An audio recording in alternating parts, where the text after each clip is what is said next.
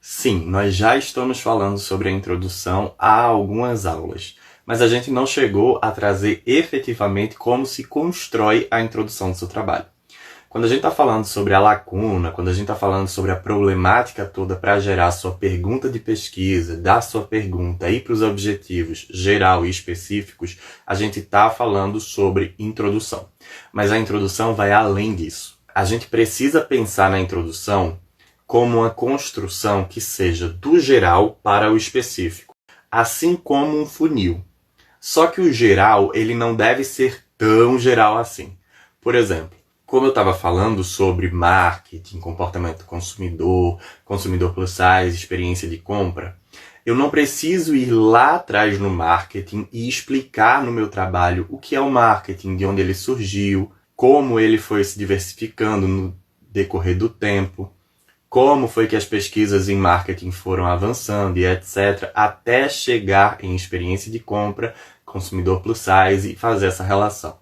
Não, eu não devo e não preciso fazer isso. O meu geral nesse caso é traçar, dentro de consumo plus size, experiência de compra, uma visão que seja mais ampla sobre o comportamento do consumidor plus size e a forma como a experiência de compra ela vem sendo abordada desde seus primórdios. Então, basicamente, o meu geral seria trazer uma discussão acerca disso para depois ir especificando a tal ponto que eu chegue justamente na problemática que me levou à minha pergunta de pesquisa. Eu posso trazer dados de mercado nesse momento, ou seja, eu posso trazer pesquisas que foram realizadas que dizem que 50% da população é isso, 50% da população quer aquilo e etc.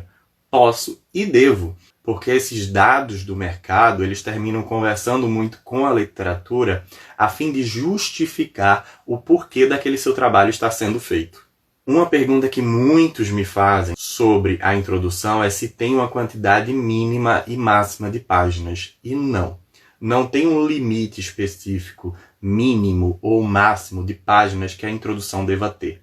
Mas é necessário que se tenha um bom senso na hora da escrita em pensar que a gente não pode ter uma introdução de 20 páginas, um referencial teórico de 10 páginas e umas análises de 5 páginas. A gente precisa construir muito bem e ter meio que um número similar, um número que contemple bem as partes específicas, né, do nosso trabalho e que vá construindo bem o nosso trabalho de forma que a leitura não fique cansativa. A estrutura da nossa introdução ela deve ser o seguinte: a gente deve começar trazendo uma problemática acerca daquele tema que a gente está estudando ou se propondo a estudar. Daí essa problemática toda vai nos levar até o problema de pesquisa.